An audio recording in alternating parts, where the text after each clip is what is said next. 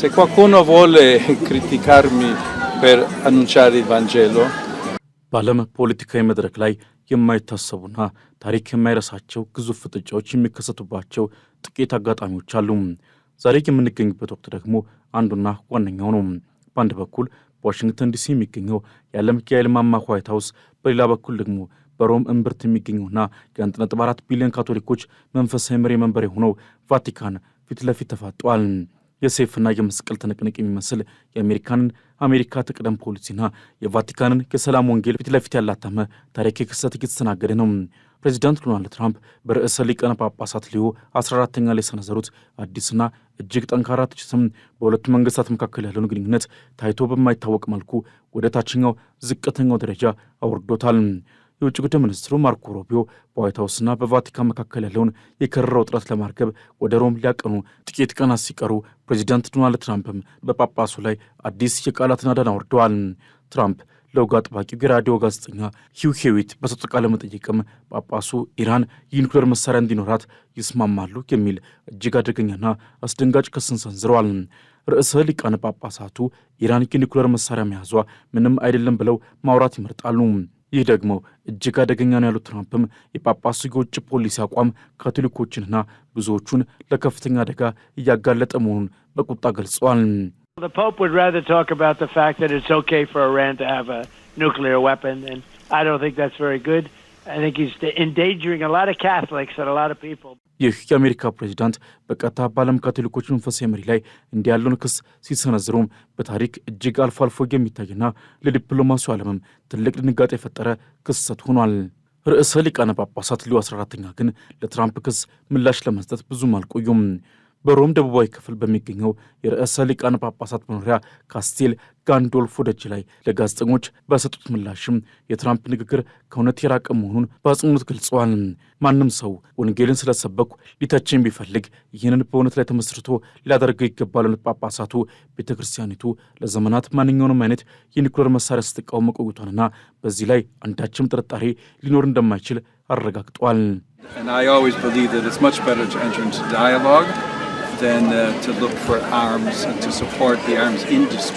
ጳጳሱ የእግዚአብሔር ቃል ያለውን ዋጋ ዓለም እንዲያዳምጠው ተስፋ አድርጋለሁ በማለትም ትራምፕ ጦርነትን ለማጽደቅ የእግዚአብሔርን ስም መጠቀም የለባቸውም የሚል ስጉር መልእክትን አስተላልፏል።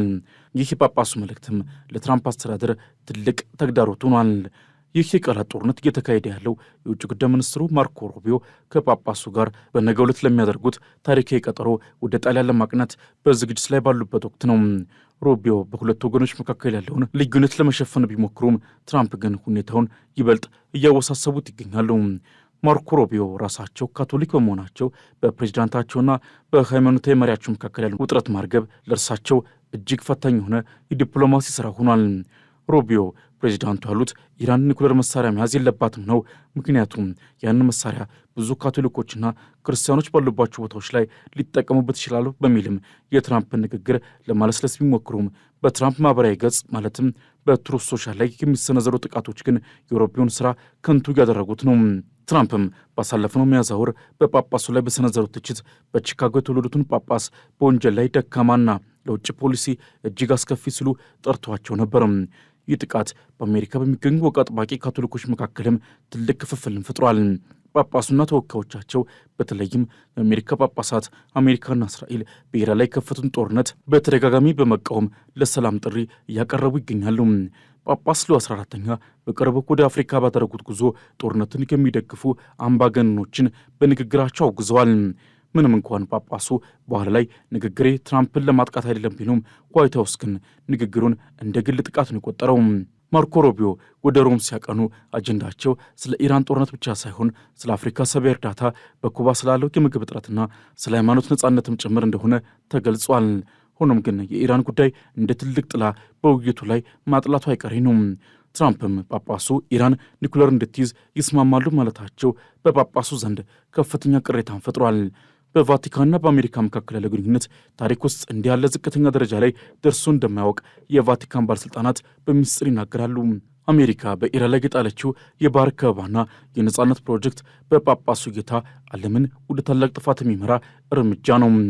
ይህ ሁሉ ፍጥጫ የሚካሄደው አሜሪካ በመካከለኛው ምስራቅ ታላቅ የጦርነት እሳት ውስጥ በገባችበት ወቅት ነው። ዶናልድ ትራምፕም በኢራን ላይ የከፈቱት ጦርነት ያለ ኮንግረሱ ፈቃድ መሆኑና የነዳጅ ዋጋ $126 መድረሱ ዓለምን ማስጨነቁ በጳጳሱና በትራምፕ መካከል ያለውን የሞራል ልዩነት ይበልጥ አጉልቶታል። ትራምፕም ስልጣኔ ጠፋል እያሉ ሲዝቱ፣ ጳጳሱ ደግሞ ሰላም ወንጌላችን ነው እያሉ ይሰብካሉ። በትራምፕ ጌታ ጳጳሱ ለአሜሪካ ብሔራዊ ደህንነት እንቅፋት ናቸው። በጳጳሱ ጌታ ደግሞ ትራምፕ የዓለምን ሰላም አደጋ ላይ የሚጥሉ አምባገነን መሪ ናቸው። በሮም የሚገኙ የአሜሪካ አምባሳደር ብሪያን በርች ጥልቅ ስምጥ የለም፣ አለመግባባቶችም በውይይት ይፈታሉ ቢሉም በሜዳ ላይ ያለው እውነታ ግን ከዚህ ተቃራኒ ነው። አሜሪካ በመካከለኛው ምስራቅ ለምታደርገው እንቅስቃሴ የቫቲካን የሞራል ድጋፍ ትፈልጋለች። ቫቲካን ግን ይህን ድጋፍ ለመስጠት ፍጹም ፈቃደኛ አይደለችም። የትራምፕ ጥቃት በአሜሪካ ካቶሊክ መራጮች ላይ የሚያሳድረው ተጽዕኖም ቀላል አይደለም። ማርኮ ሩቢዮ ወደ ቫቲካን ሲገቡ ጳጳሱን ለኢራን ይገድላለሁ በሚል የከሰሱትን ፕሬዚዳንት ወክለው መቅረባቸው በዓለም ዲፕሎማሲ ታሪክ እጅግ አስቸጋሪው ተልዕኮ ሳይሆን አይቀርም። በዋሽንግተንና በቫቲካን መካከል የተቀሰቀሰው ይህ ታሪክ እሳተ ገሞራ አሁን ከዲፕሎማሲው መድረክ አልፎ ወደ አሜሪካ የምርጫ ካርታ ውስጥ ዘልቆ ገብቷል። ፕሬዚዳንት ዶናልድ ትራምፕም በርዕሰ ሊቃነ ጳጳሳት ሊዮ 14ኛ ላይ የሰነዘረው ጠንካራ ትችት በቀጥታ የሚጋጨው ከሚመጣው ወሳኝ የአጋማሽ ምርጫ ጋር ነው። በአሜሪካ ፖለቲካ ውስጥም ካቶሊክ መራጮች የሰልፉን አቅጣጫ የሚቀይሩ፣ መንግስታትን የሚያፈርሱና የሚገነቡ ንጉሥ አንጋሾች ተደርገው ይወሰዳሉ።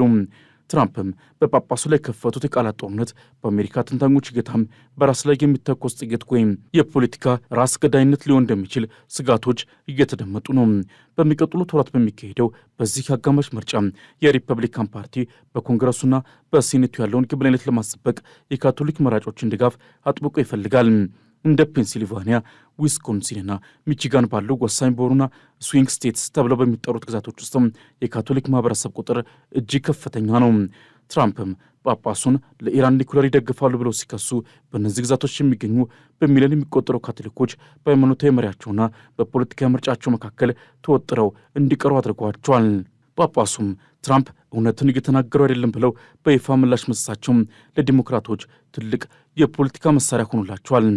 ዲሞክራቶችም ይህን አጋጣሚ በመጠቀም ትራምፕን የዓለምን የሞራል መሪ የሚሳደቡና ለሰላም ደንታ የሌላቸው አድርገው በመሳል የካቶሊኮችን ድምፅ ወደ ራሳቸው ለማዞር ደፋ ቀና እያሉ ይገኛሉ።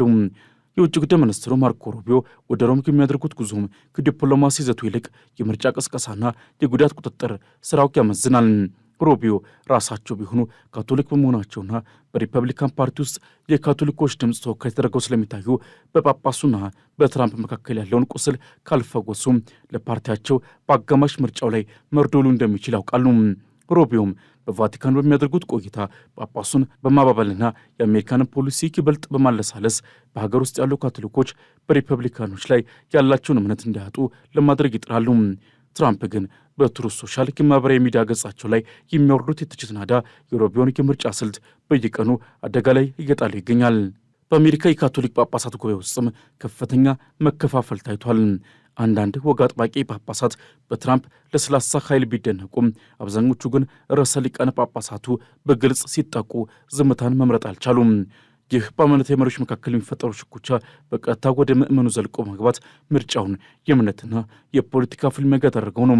ትራምፕም ጦርነቱን ለማጽደቅ የሚጠቀሙበት የእግዚአብሔር ስም አሁን በቫቲካን ተቀባይነት ማጣቱ ለሪፐብሊካኖች ትልቅ የሞራል ኪሳራ ነው። ካቶሊኮች በተለምዶ እንደ ጽንስ ማቋረጥ ባሉ ጉዳዮች ከሪፐብሊካን ጋር ቢቆሙም አሁን ግን የቤተ ክርስቲያናቸው መሪ ሲጓረዱና ለሰላም የቆሙ ጳጳስ የኢራን ደጋፊ ተብለው ሲፈረጁ ምርጫቸው ወደ ዲሞክራቶች ሊያዘነብል ይችላል።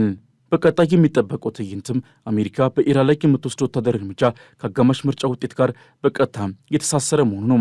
ትራምፕም ምርጫው ከመድረሱ አስቀድሞ በኢራን ላይ ድል ተቀዳጁ ለማለት ቢቸኩሉም የጳጳሱ ተቃውሞና በካቶሊክ መራጮች ዘንድ የሚታየው ቅሬታ ግን መንገዱን እሾህ አድርጎባቸዋል።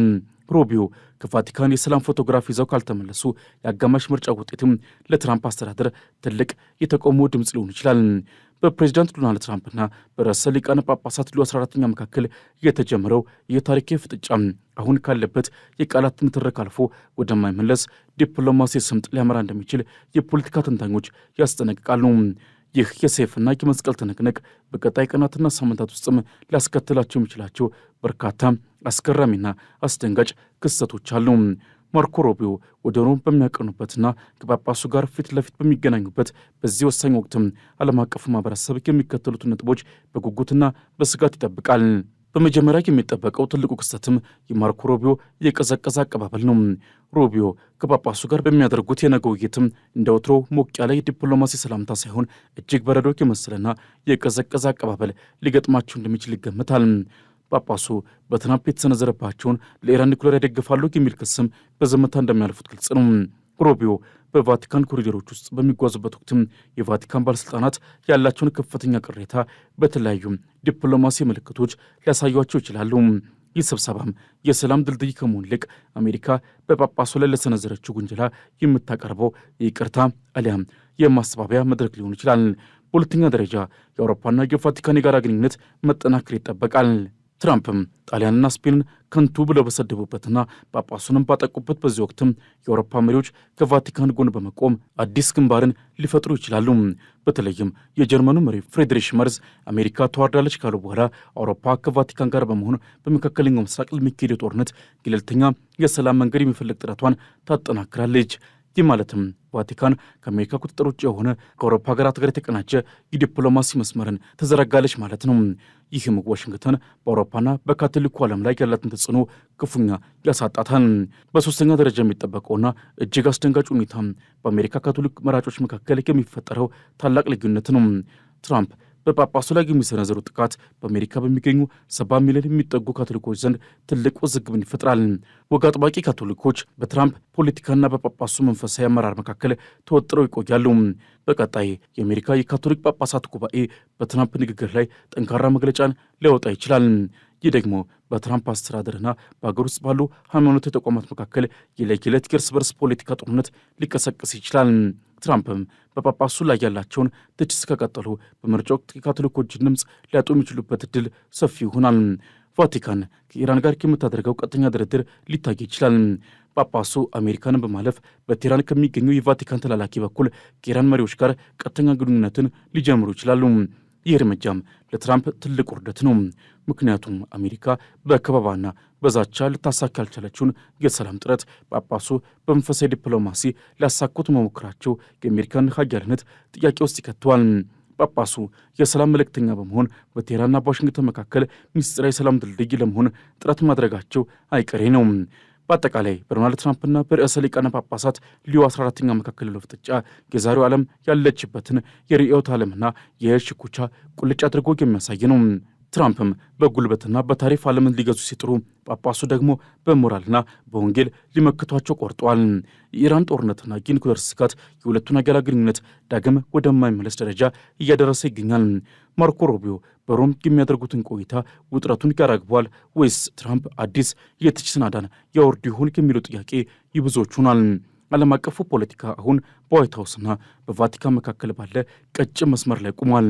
ኳሷ አሁንም በትራምፕ ሜዳ ላይ ናት። ጳጳሱን ማጥቃት ይቀጥላሉ ወይስ ለዲፕሎማሲ ሰላም እድል ይሰጣሉ? ጊዜው የሚመልሰው ቢሆንም የሰይፍና የመስቀል ፍጥጫ ግን አሁኑ ተጀምሯል።